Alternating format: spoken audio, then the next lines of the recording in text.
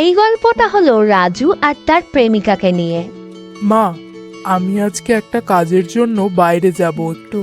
হঠাৎ করে কেন রে? না, আসলে কিছুদিন আগেই ওরা আমাকে মেল করেছিল, আমি তোমাকে জানাতে ভুলে গিয়েছিলাম।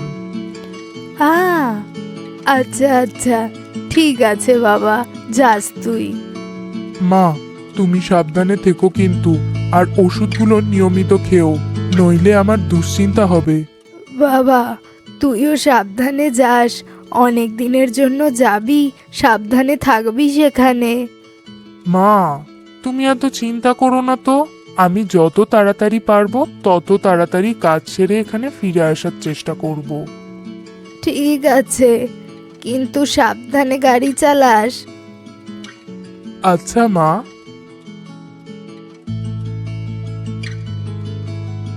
মায়ের কাছ থেকে অনুমতি নিয়ে সঞ্জু বাইক নিয়ে বেরিয়ে পড়ে তার কাজের উদ্দেশ্যে।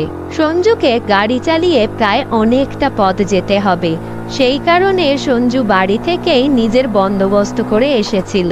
পথে যাতে একা একা যেতে না হয় সেই কারণে সঞ্জু একটা হেডফোনও রাখে নিজের সাথে। সঞ্জু গান শুনতে শুনতে হাইওয়ে দিয়ে বাইক নিয়ে যাচ্ছিল। ঠিক সেই সময় একটি মেয়ে রাস্তার ধারে দাঁড়িয়ে সঞ্জুকে লিফট দেওয়ার জন্য ইশারা করে। সঞ্জু সেই মেয়েটিকে দেখে গাড়ি দাঁড় করায়। হে হাই, আমায় একটু সাহায্য করুন। আপনি কি টালিগঞ্জের দিকে যাচ্ছেন? হ্যাঁ ম্যাডাম, কিন্তু আপনি এখানে একা কেন?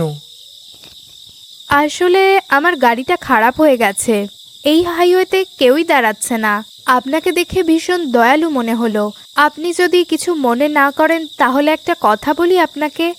আপনি কি আমাকে আমার বাড়িতে ছেড়ে দিতে পারবেন, যদি আপনার কোনো অসুবিধে না হয়? হ্যাঁ অবশ্যই, বসুন। এই কথা বলে ওই মেয়েটি সঞ্জুর বাইকে উঠে বসে।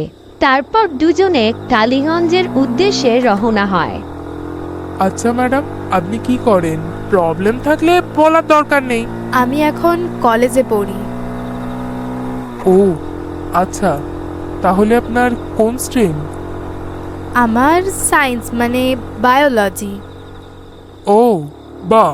হ্যাঁ, আমি আর্টস নিতে চেয়েছিলাম, কিন্তু বাবা মায়ের জন্য আমাকে সায়েন্সই নিতে হলো।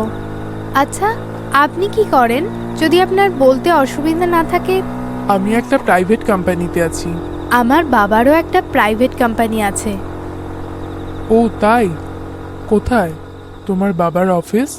আর কোম্পানির নামই বা কি? রাজ গ্রুপ কোম্পানি প্রাইভেট লিমিটেড। সত্যি? আমি ওই অফিসে আগে ইন্টারভিউ দিতে গেছিলাম।